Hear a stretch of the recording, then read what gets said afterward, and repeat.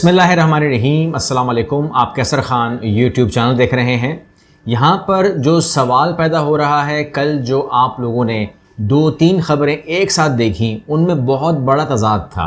वजह उसकी क्या थी, इस वीडियो में बात करेंगे। इमरान खान साहब क्या करना चाह रहे हैं, क्या कहना चाह रहे हैं, अब उनका क्या स्टांस है, इस वीडियो में बात करेंगे। शेख रशीद साहब क्या कह रहे हैं, क्योंकि उनका नाम लिया गया है, इतने ज़माने के बाद उनका नाम दोबारा आ गया, क्यों आया, इस पर बात करेंगे। वीडियो ख़ास है, एहतियात से देखिएगा और समझिएगा इसको।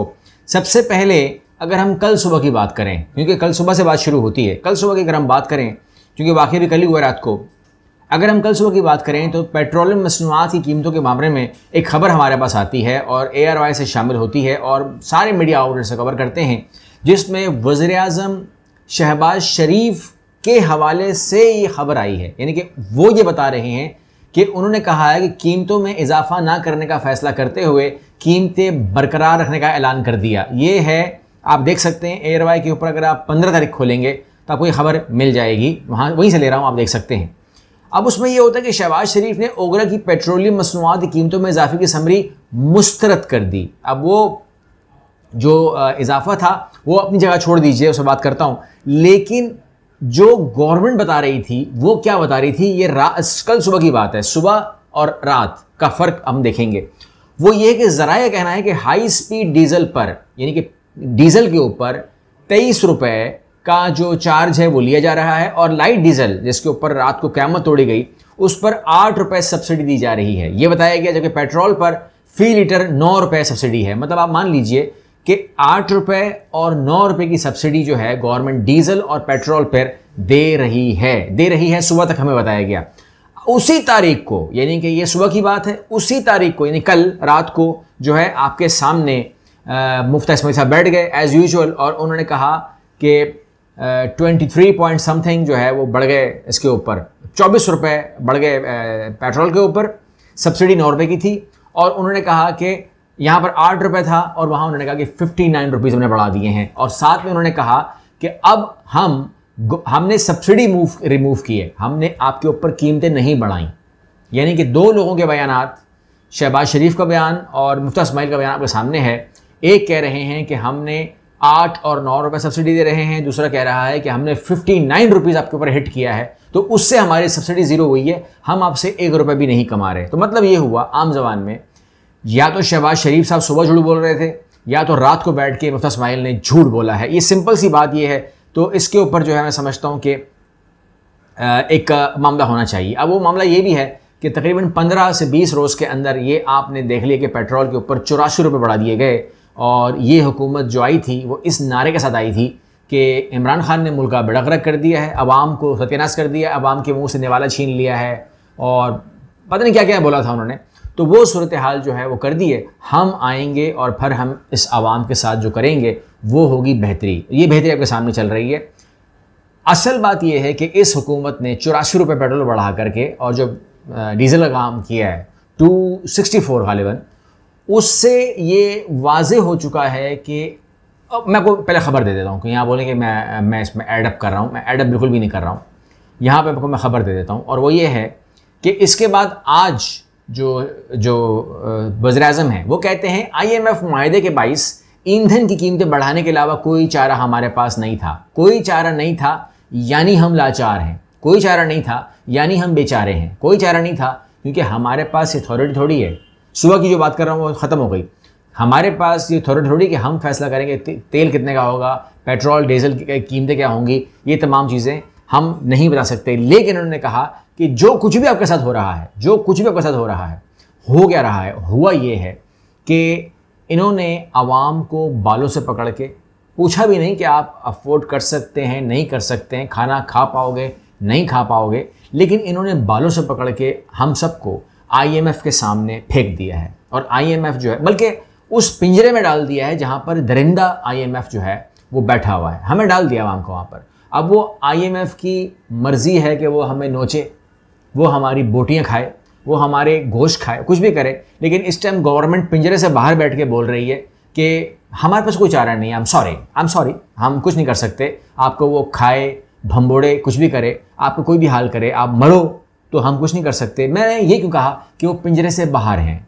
क्योंकि आवाम पे करती है, फॉर पेट्रोल पे करती है, ठीक है ना। बाकी ऊपर जितने भी आप देख रहे हैं, चाहे वो जहाँ तक मेरे इल्म में है, चाहे वो MNA MPAs हों, ब्यूरोक्रेट्स हों, आपके 20 ग्रेड के, 19 ग्रेड के, तो 21 ग्रेड के, 22 ग्रेड के अफसरान हों, चाहे मेरा ख्याल है जजेस हों या आर्मी पर्सनस हों, या जितने भी आप ऊपर क्या जितने भी लोग हैं, ये पेट्रोल के लिए पे नहीं करते और इनका गवर्नमेंट की तरफ से। तो एक तो हमें कुर्बानी देनी पड़ेगी इन लोगों को फर्स्ट टाइम, कि इन्हें खुद कहना पड़ेगा वॉलंटरीली कि यार हमारी तनख्वाहें बहुत बड़ी बड़ी हैं, हमें और बहुत सारी मराहत मिली हुई हैं, तो पेट्रोल चूँकि मुल्क में है ही नहीं या बहुत महंगा है, तो हम वॉलंटरीली इस चीज़ से हम अपने आप को इस इस्तिस्ना से, इस सहूलत से हम जो है हमें शर्म आती है ये फ्री पेट्रोल लेते हुए, ये कहना चाहिए मेरे हिसाब से। और मुझे उम्मीद है कि हमारे जो अदलिया है, हमारी जो इस्टेब्लिशमेंट है, हमारे ब्यूरोक्रेट्स, हमारे टेक्नोक्रेट्स, हमारे 20-21 ग्रेड के अफसरान, 22 ग्रेड के अफसरान, ये तमाम जो है ये ज़रूर कहेंगे कि यार एक स्कूल टीचर अगर खुद भर सकता है, एक मज़दूर अगर खुद पेट्रोल भर सकता है, एक गुब्बारे बेचने वाला अगर खुद भर सकता है, मैं भी भर दूँगा, क्या मसला है। ये कुर्बानी जो है हमें वहाँ से मिल जाएगी। अब जो कल जो परसों जो वाक़या हुआ, उसके बाद इमरान खान साहब जो हैं वो ये बात दब गई थी, लेकिन शेख रशीद साहब को लेकर के बात दोबारा उठी हमारे सामने। और उसमें जो चीज़ आ रही है वो ये है कि शेख रशीद साहब ने जो है एक खबर तो है कि उन्होंने साथ छोड़ दिया इमरान खान साहब का। एक ट्वीट किया था वकार सत्ती ने कि उन्होंने कहा कि मैं खबर ब्रेक कर रहा हूँ, तो उस पर शेख रशीद ने कहा ऐसी कोई बात नहीं है, मैं उनको नहीं छोड़ रहा। यहाँ पर जो ISPR है उनको लेकर के जो शेख रशीद का नाम लिया गया कि उन्होंने जो कहा है कि हमने कोई मान ली ये बात कि यहाँ पर कोई साजिश हुई, तो साजिश कहते हैं कि नहीं हुई है।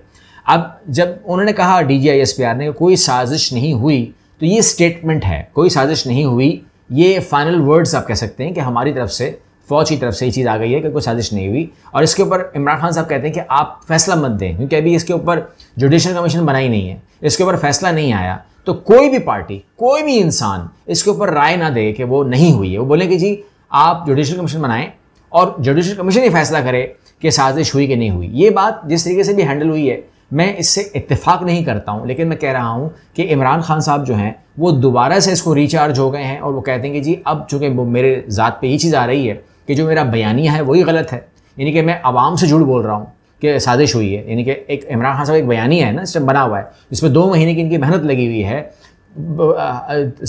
कई जलसे कर चुके हैं, बहुत चीज़ हो चुकी है, और ये कहते हैं कि मैं खोल के दिखाने से रहा, क्योंकि आपको मालूम है ये जो साइफर्स आते हैं ये कोडिंग में होते हैं, फिर उनको जो कोडिंग है तकरीबन 4 कापियाँ बनती हैं इसकी, 4 कापियाँ जो हैं 4 लोगों को अलाउ है देखना, और वो उससे 5वें शख्स को अलाउ नहीं है, दिखा सकते ही नहीं है। और फिर अगर वो किसी को आप रेफरेंस भी बता रहे होगे तो वो दोबारा लिखना पड़ता है उसको, और लिख कर वर्डिंग चेंज करनी पड़ती है, आप वो वर्ड नहीं दिखा सकते क्योंकि ये हमारा हल्फ में आता है। तो इमरान खान साहब यहाँ पर ये फंसे हैं कि वो दिखा नहीं सकते, लेकिन इमरान खान साहब ज़बानी बता रहे हैं कि वहाँ पर क्लियर कट कहा था कि अगर इमरान खान होगा तो फिर आपकी खैर नहीं है, इमरान को हटा दो, वो आ रहा है अदम एतमाद, तो वहाँ पर हम आपको बचत दे देंगे। तो उस पर अब जो मैं लग रहा है मुझे वो ये लग रहा है कि इमरान खान साहब जो है, अब जो आने वाला वक्त है उनका, ये जो अभी टाइम होगा, इसमें सिर्फ़ और सिर्फ सियासत इस बात पे घूमेगी कि ये साबित करने की कोशिश करेंगे कि साजिश हुई है। और ये चीज़ जो है अब जो मैं समझता हूँ कि जो हमारी अदलिया है वो इसके ऊपर अपनी कोई अपना जो स्टेटमेंट है या अपना जो जुडिशल कमीशन है